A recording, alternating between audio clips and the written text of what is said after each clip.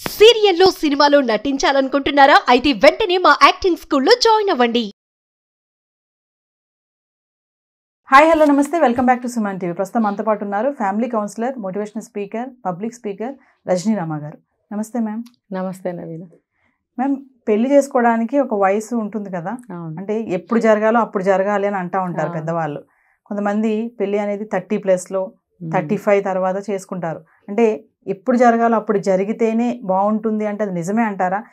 వయసు దాటాక చేసుకుంటే ఎలాంటి ప్రాబ్లమ్స్ ఉంటాయి అన్ని విధాలుగా? అంటే ప్రస్తుతం ఉన్న పరిస్థితుల్ని మనం రెండుగా తీసుకోవచ్చు. బయట పరిస్థితులు బాగోలేదు కాబట్టి ఆడపిల్లలకి తగినంత చదువు నేర్పించిన తర్వాత వెంటనే పెళ్లి చేసేద్దామనే ఒక ఆలోచనలో చాలామంది పేరెంట్స్ ఉంటున్నారు. దాంతోపాటు ఇప్పుడు పిల్లలు కూడా టైంకి పుట్టడం లేదు అనేది ఒకటి ఈ మధ్య బాగా టాక్. కాబట్టి ఎర్లీ మ్యారేజ్ అంటే ఇన్ ద సెన్స్ గ్రాడ్యుయేషన్ అయిన తర్వాత 21-22 ఇయర్స్ వస్తే, లేకపోతే ఒక 25 లోపల ఆమెకు మ్యారేజ్ చేయడము, త్వరగా పిల్లల్ని కనడము, ఇదంతా మీరు అన్నట్టు సకాలంలో ఏ టైంలో జరగాల. దానివల్ల ఏమవుతుందంటే పిల్లల మైండ్ సెట్ కూడా ఒక పెద్దవాళ్ళు చెప్తే వినాలి అనే మైండ్ సెట్లో ఉంటారు. ఓకే, ఇంకా 30 దాటిన తర్వాత చేసుకునే వాళ్ళలో ఏంటంటే ఇప్పుడు తొందరపడటం ఎందుకులే, మనం ఇంకా సెటిల్ కాలేదు, లేకపోతే ఒక్కొక్కళ్ళు చూడండి ఎంత ఏజ్ వచ్చినా కూడా మెచ్యూరిటీ ఉండదు వాళ్ళకి, సిల్లీగానే ఉంటుంటారు. ఇంకొకటి ఏంటంటే వాళ్ళకి ఈ విషయాన్ని ఏ విషయాన్ని సీరియస్గా తీసుకుని ఆలోచించాలి, ఇప్పుడు ఏది మనకి ఇంపార్టెంట్, ఎలా మనం ముందుకెళ్ళాలి, ఈ ఆలోచనలు సరిగ్గా ఉండవు కొంతమందికి. ప్రతిదాన్ని ఈజీగా తీసుకోవచ్చు, ప్రతిదాన్ని సిల్లీగా తీసుకోవచ్చు, సీరియస్గా తీసుకోకపోవచ్చు. అలాంటప్పుడు ఏమవుతుందంటే లైఫ్ కొంచెం స్పాయిల్ అవుతుంది. అందుకని ఇప్పుడు చాలా మంది 30 దాటిన తర్వాత పెళ్లి చేసుకోవడానికి ఇష్టపడుతున్నారు. అప్పుడు ఏమవుతుందంటే వాళ్ళ మెచ్యూరిటీ లెవెల్స్ పెరుగుతున్నాయి, అవగాహన అనేది వస్తుంది పెళ్లి పట్లే కానీ ఒక ఉద్యోగం పట్ల కానీ. అంటే ఇప్పుడు జాబ్ సెక్యూరిటీ చూసుకుంటున్నారు ఫస్ట్. ఇప్పుడు ఏ జాబు లేకుండా మనకి ఎర్నింగ్స్ సరిగ్గా లేనప్పుడు మ్యారేజ్ చేసుకుంటే మనం ఎలా అచీవ్ అవ్వగలం? నెక్స్ట్ పిల్లలు పుడుతూ ఉంటారు, వాళ్ళకి ఖర్చులకి మనీ కావాలి. నౌడేస్ ఎడ్యుకేషన్ అనేది చాలా ఎక్స్పెన్సివ్ అయిపోయింది.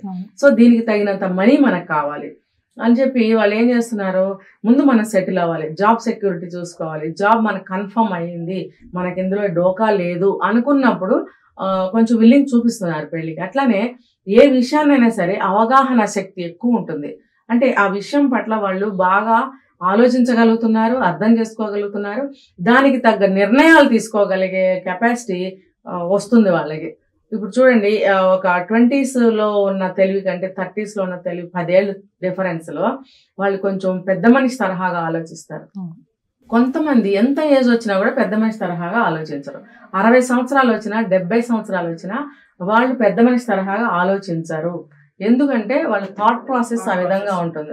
ఏంట్లే, ఏమవుతుందిలే, ఇది ఇంతేలే, నువ్వు ఇలాగే ఇలాంటి అభిప్రాయాలు ఉంటే కూడా వాళ్ళ ఆలోచన విధానంలో పెద్ద మనిషి తరహా రాదు. అందుకని ప్రతి ఒక్కళ్ళు కూడా మనకి చాలా డిఫరెంట్ టాపిక్స్ చేసుకున్నాం. ఒకటి ఇండివిజువాలిటీ అనేది అవసరమా కాదా? అవసరం కాదు అని ఒక యాంగిల్లో చెప్పుకోవచ్చు, అవసరం అని చెప్పి ఇంకొక యాంగిల్లో చెప్పుకోవచ్చు. అవసరం అనేది ఎప్పుడు ఉపయోగపడుతుందంటే ఈ 30లో మ్యారేజ్ చేసుకున్నప్పుడు 30 ఇయర్స్ వరకు, అంటే 20 to 30 10 ఇయర్స్ కూడా తను ఒక ఆలోచనను ఉపయోగించి ఎటువంటి నిర్ణయాలు తీసుకోవాలి లైఫ్కి సంబంధించినవి, నా లైఫ్ని ఎలా డిజైన్ చేసుకోవాలి, నేను ఎలా నడుచుకోవాలి అనే ఆలోచనలు ఈ 10 సంవత్సరాల్లో బాగా చేసుకోగలుగుతారు. వస్తాయి కూడా ఆలోచనలు. అంటే ఆలోచనలు ఎప్పుడైతే స్టాండర్డ్గా ఉంటాయో, స్పెసిఫిక్గా ఉంటాయో వాళ్ళు లైఫ్లో బాగా రాణించగలుగుతారు. ఫెయిల్ అనేది ఎక్కడా ఉండదు, సక్సెస్గా ముందుకెళ్తూ ఉంటారు. ఇప్పుడు 30sలో మ్యారేజ్ చేసుకుంటారు, ఆ వచ్చిన అమ్మాయి కానీ అబ్బాయి కానీ ఇద్దరు కూడా ఒకళ్ళనొకళ్ళు అండర్స్టాండింగ్ చేసుకునే కెపాసిటీ ఉంటుంది, కొంతమందిలో ఉండదు. ఆ కొంతమంది ఆ శాతాన్ని మనం పక్కన పెట్టేద్దాం.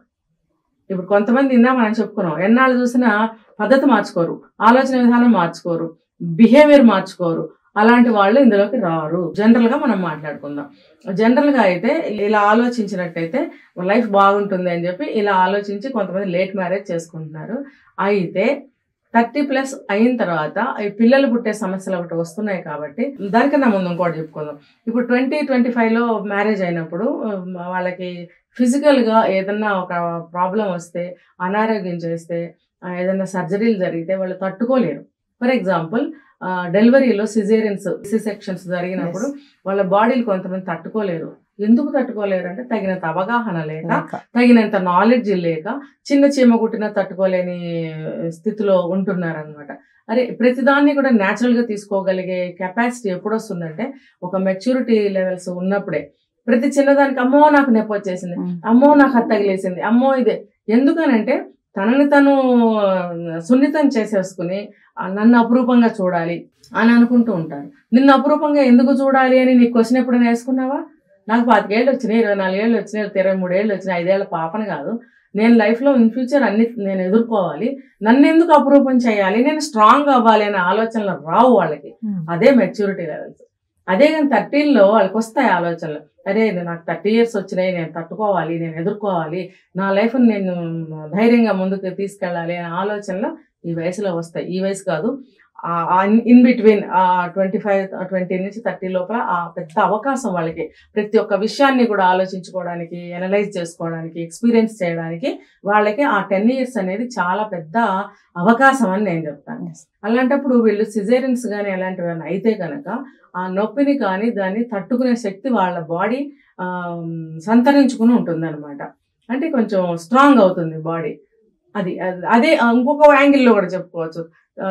ఈ 30sలో మ్యారేజ్ చేసుకున్నప్పుడు నష్టాలు ఏంటయ్యా అంటే ఈ కొంచెం పిల్లలు పుట్టే అవకాశాలు తగ్గుతాయి అని చెప్తారు మనకి. కానీ అందరి విషయంలో కూడా అది అవ్వదు.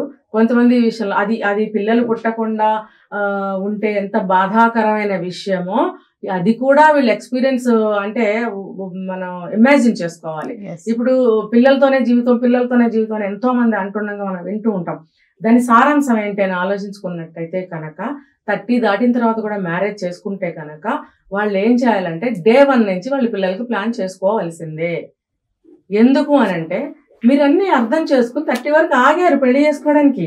అక్కడి నుంచి మీరు లైఫ్ని చాలా ఫాస్ట్గా మీరు ముందుకు తీసుకెళ్ళకపోతే పిల్లలు పుట్టే ఛాన్స్ మీకు ఈ రోజుల్లో ఉన్న ఆరోగ్య పరిస్థితులు కానీ, ఫుడ్ కానీ, ఏదైనా కానీ అది అంత అనుకూలంగా లేనప్పుడు ఏం చేయాలి? మనం 30 years లైఫ్ని ఇవన్నీ ఆలోచించుకుంటూ జాబ్ సెక్యూరిటీ చూసుకున్నాం, అన్నీ చూసుకున్నాం, రెస్పాన్సిబిలిటీస్ ఉంటే అవి తీర్చుకున్నాము, ఇంక ఇప్పుడు పెళ్లి చేసుకున్నాము, లైఫ్ని ఇమీడియట్గా స్టార్ట్ చేయాలనేటువంటి ఒక అవేర్నెస్ వాళ్ళల్లో ఉంటే కనుక Day 1లోనే పిల్లలకి ప్లాన్ చేసుకోవాలి. మేము ఎంజాయ్ చేయొద్దా? ఏం ఎంజాయ్ చేస్తారు? భార్యాభర్తలు బ్రతుకున్నంత వరకు, జీవితం చివరి వరకు కలిసి ఉండేదే, ఆ సెక్స్ అనేది అనుభవించేదే వాళ్ళ ఓపిక ఉన్నంత వరకు. అందులో ఎవరు కూడా నీకు ఓపిక అయిపోయింది, నీకు ఇంకా ఓపిక పెరిగిందని ఎవడు అనడు. అది మీ ఇద్దరికి తెలిసినప్పుడు మీకు ఎక్కడ ఎంజాయ్మెంట్ తక్కువ అవుతుంది, మీకు ఎక్కడ లోటు జరిగిపోతుంది, ఎక్కడ మీకు ఆ ఎంజాయ్మెంట్ తక్కువ అవుతుంది అంటే 30 ఏళ్ల వరకు మీరు ఎన్నో ఆలోచించుకున్న వాళ్ళు ఇది ఆలోచించరా? ఇది ఆలోచించగలిగినట్టయితే లైఫ్ అంతా మేము కలిసే ఉంటాము, విడిపోము, మేము అవగాహనతో ఆ మెచ్యూరిటీ లెవెల్స్తో మ్యారేజ్ చేసుకున్నాము అని అనుకున్నప్పుడు మీరు చక్కగా Day 1 నుంచి లైఫ్ ప్లాన్ చేసుకుంటే చాలా చాలా బాగుంటుంది. Thank you.